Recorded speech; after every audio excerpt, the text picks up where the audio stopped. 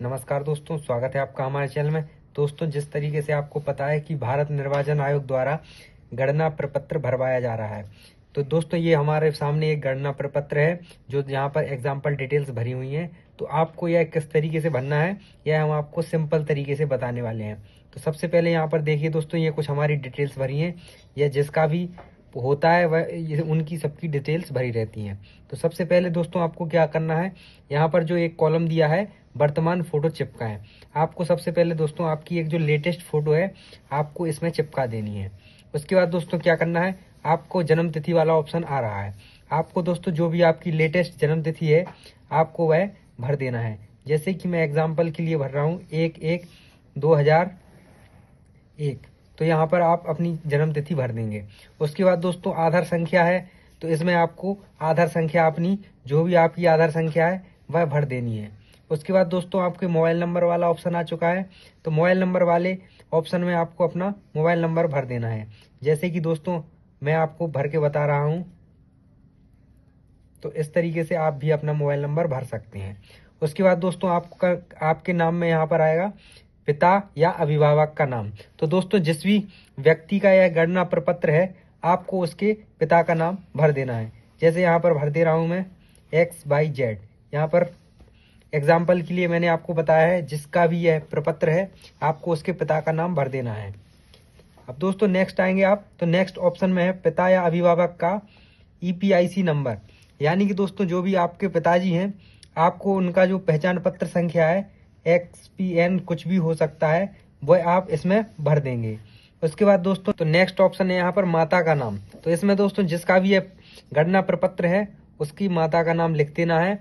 और यहाँ पर नीचे ऑप्शन है, जैसे यहाँ पर हमने लिख दिया है XYZ और यहाँ पर माता का एपिक नंबर, यानी कि दोस्तों उनका भी पहचान पत्र का नाम लिख देना है। तो इस तरीके से आप लिख देंगे। दोस्तों अगर ये प्रपत्र में आप यदि यह कोई महिला का प्रपत्र भर रहे हैं जिसकी शादी हो चुकी है, तो यहाँ पर पति के नाम में आप उनके पति का नाम लिखेंगे और यहाँ पर पति के एपिक नंबर में जो उनका पति है उनका यहाँ पर पहचान पत्र संख्या दर्ज करेंगे। अब दोस्तों यहाँ पर नीचे जो सबसे महत्वपूर्ण बात है और लोग उसको भरने में कंफ्यूजन क्रिएट हो रहा है, तो यह मैं आपको दोस्तों समझाता हूँ। यदि दोस्तों जिसका हम प्रपत्र भर रहे हैं उसका नाम 2003 या दोस्तों जो भी आपके क्षेत्र में यानी कि मध्य प्रदेश, राजस्थान, जिन भी यहाँ पर राज्यों में SIR हो रहा है उनकी अलग अलग अनुसार हो रहा है। जैसे उत्तर प्रदेश में 2003 की देखी जा रही है मतदाता सूची और किसी राज्य में 2002 और किसी में 2005 की देखी जा रही है। तो यहाँ पर मैं आपको उत्तर प्रदेश की बता रहा हूँ कि जैसे यहाँ पर 2003 की देखी जा रही है। तो जिसका भी यहाँ पर ये गणना प्रपत्र भर रहा है यदि उसका 2003 की सूची में नाम है तो यहाँ पर ये वाला ऑप्शन भरना है हमें। अगर उसका 2003 की सूची में नाम नहीं है तो उसमें भर देना है। तो चलिए दोस्तों देखते हैं कि अगर हमारा 2003 की सूची में नाम है तो यहाँ पर किस तरीके से भरना है। तो यदि दोस्तों 2003 की सूची में है तो यहाँ पर निर्वाचक के नाम में आप अपना खुद का नाम लिख देंगे। देखिए दोस्तों मैंने यहाँ पर एग्जाम्पल के लिए आपका नाम लिख दिया है। अब वहाँ पर जो भी 2003 की यहाँ पर लिस्ट है वोटर लिस्ट, उसमें जो भी एपिक संख्या है वह एपिक संख्या अपन दर्ज करेंगे इसमें। उसके बाद यहाँ पर संबंधी के नाम में आप अपने पिता का नाम लिख सकते हैं और आपका उससे संबंध क्या है तो यहाँ पर वह संबंध भी लिख सकते हैं। उसके बाद आपको अपने जिला दर्ज कर देना है और राज्य में अपना राज्य भी लिख देना है और जिस विधानसभा क्षेत्र से आप हो तो वह विधानसभा क्षेत्र लिख देना है। जैसे कि दोस्तों यदि कोई भी विधानसभा क्षेत्र से हैं तो यहाँ पर XYZ मान लेते हैं तो ये लिख देंगे। उसके बाद दोस्तों जो विधानसभा निर्वाचन क्षेत्र है उसकी संख्या को दर्ज करना है। जैसे कि यहाँ पर एग्जाम्पल के लिए मैंने 001 डाल दिया है। उसके बाद जो भी भाग संख्या है वह भाग संख्या लिखेंगे और जो क्रम संख्या है वह लिखेंगे।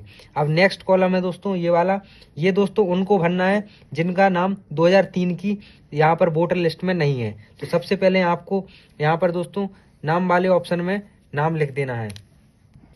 अब दोस्तों देखते हैं कि ये वाला कॉलम कैसे भरना है। तो दोस्तों ये वाला कॉलम उन लोगों को भरना है जिनका 2003 की मतदाता सूची में नाम नहीं है। तो यदि अगर दोस्तों आप ये गणना प्रपत्र भर रहे हैं, यदि यह एक आप किसी लड़के का भर रहे हैं तो यहाँ पर इसमें उनके पिता का नाम आएगा। लेकिन यदि यह कोई शादीशुदा महिला का भर रहे हैं जो यहाँ पर बहू बन के आई है तो यहाँ पर इसमें नाम में उनके पिताजी का नाम आएगा और उनके पिताजी का XPN नंबर यहाँ दोनों दोस्तों एपिक नंबर आएगा। तो जैसे कि दोस्तों यहाँ पर मान लीजिए कि यह हम किसी बहू का फॉर्म भर रहे हैं, तो यहाँ पर नाम में उसके पिताजी का नाम आ जाएगा, और यहाँ पर जो एपिक नंबर है इसमें उनके पिताजी का पहचान पत्र संख्या आ जाएगी। तो इसको हम दर्ज कर देंगे। उसके बाद दोस्तों ये संबंधी का नाम वाला है, इस ऑप्शन में जो भी यहाँ पर उनके पिता का नाम है, उनके पिता का नाम लिख देना है।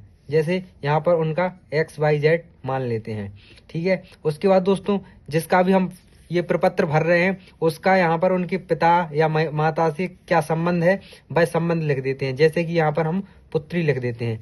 उसके बाद उनका जिला लिख देते हैं, जिस जिला से वह हैं। उसके बाद यहाँ पर उनका राज्य का नाम और विधानसभा क्षेत्र और विधानसभा निर्वाचन क्षेत्र की संख्या, भाग संख्या और क्रम संख्या भरना है।